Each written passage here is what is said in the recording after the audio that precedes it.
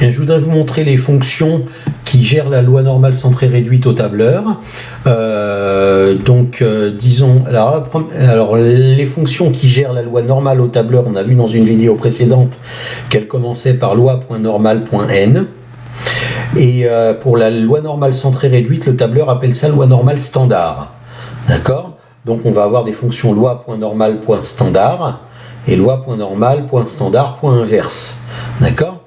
Donc pour la loi normale standard, je vous rappelle que c'est la loi normale centrée réduite, c'est la loi normale qui suit une gaussienne d'espérance 0 et d'écart type 1. D'accord ? Je vais essayer de mettre ici une espérance qui vaut 0. Voilà. Donc là j'ai une espérance 0 si j'arrive à saisir ma zone de texte pour la mettre ici sur ma gaussienne, et un écart type qui vaut 1. D'accord ? Si par exemple, je cherche à calculer la probabilité que x, qui suit une loi normale centrée réduite, soit inférieur à moins 0,2. Alors je vais le mettre sur mon graphique. Voilà, je vais le mettre sur mon graphique. Ici, moins 0,2, ça doit être par ici.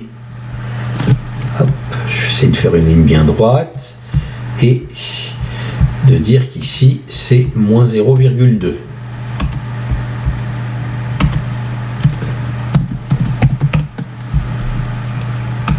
Voilà. OK. Donc, je veux calculer cette probabilité-là, c'est-à-dire je veux calculer la surface qui se trouve partout ici. Là, la surface, j'aimerais bien la colorier, mais je ne sais pas trop comment faire pour la colorier. Ça prend aussi, je sais, mais ça prendrait trop de temps. D'accord, donc je voudrais calculer cette surface-là. Et comme c'est une loi normale centrée réduite, j'ai une fonction plus facile que loi.normale, où il faut que je précise à chaque fois l'espérance et l'écart type. Donc là, je vais mettre moins 0,2, le paramètre avec lequel il faut que je calcule, et je vais me servir de la fonction loi.normale.standard. Vous voyez, loi.normale.standard et .n si vous avez Excel. D'accord ? Et là, on vous demande la valeur de la variable aléatoire. J'aurais mieux fait de l'appeler z, puisqu'en général, pour la loi centrée réduite, elle s'appelle z. Et bien, mon z, il se trouve ici, c'est moins 0,2. Et cumulatif, pour les lois normales, on met toujours vrai. Je vous ai expliqué ça dans une vidéo précédente. Et voilà, c'est 0,4207. Si je remets ça en pourcentage, ça fait 42,07%. Voilà. Donc j'ai 42,07% de la courbe qui se trouve ici. Et si je redis ça en termes de probabilité, j'ai une probabilité de 42,07% d'être éloigné de 0,2 de l'écart, de 0,2 écart type de la moyenne du côté gauche.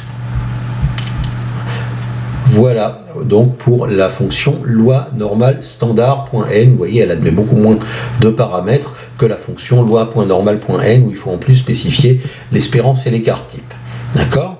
Maintenant, pour la loi normale inverse, centrée réduite, je voudrais connaître je voudrais savoir de combien d'écart type il faut que je m'écarte pour avoir, depuis moins l'infini jusqu'à ce nombre-là, 60%. Disons que, je vais effacer tout ceci pour bien m'expliquer. Je voudrais avoir, depuis moins l'infini jusqu'à un certain nombre, 60% de la courbe. Alors jusqu'où il faut que je monte pour avoir 60% de la courbe ? C'est-à-dire, jusqu'où il faut que je monte pour avoir une probabilité de 60% d'être inférieur à ce nombre-là ?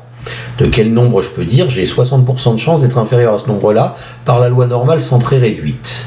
Alors, on va essayer d'illustrer ceci sur notre dessin. Je voudrais, voilà, vous voyez, j'ai la barre des 50% qui se trouve ici. J'ai une probabilité de 50% d'être inférieur à 0 et j'ai une probabilité donc de 60% d'être inférieur à je ne sais pas trop quel nombre qui se trouverait par ici et que je cherche. D'accord ? Donc c'est ce nombre-là que je cherche. Quel est ce nombre-là sur l'axe des abscisses qui est à droite du 0 ? Alors ça, c'est la loi normale standard inverse qui va nous la donner, égale, donc la probabilité que je cherche, c'est 60%. Je veux 60% de ma courbe entre moins l'infini et ça. Et la probabilité va être donnée par égal loi point normal, point standard, point inverse, et point n si vous avez Excel, et vous n'avez qu'à lui donner que la probabilité. La probabilité suffit donc tout simplement de B4, simplement de ce nombre-là, et vous voyez que ça vous fait 25,33 environ, 0,2533 écart type, c'est-à-dire qu'il faudrait, pour avoir 60% de chance d'être en dessous de ce nombre, que ce nombre soit, je vais essayer de le réécrire sur mon graphique, que ce nombre soit 0,2533 écart type au-dessus de votre espérance. Voilà, si vous êtes donc il y a une probabilité de 60% d'être que la variable aléatoire soit inférieure à 0,2533 d'écart type fois de plus que l'espérance. Voilà, donc voilà comment marchent les fonctions loi normale standard.n et loi normale standard inverse.n qui parlent de la loi normale centrée réduite au tableur.